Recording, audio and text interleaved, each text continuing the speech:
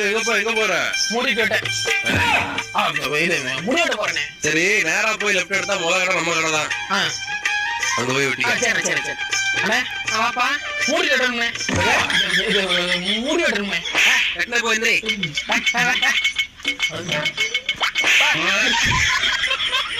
எப்படி முடி வெட்டணும்? இல்ல இப்படி முடி வெட்டணும். யோகி பாபா முடி வெட்டணும். அதுக்கு எதுக்கு வெட்டணும்? மண்டபா கை வைக்கணும். போடுங்க.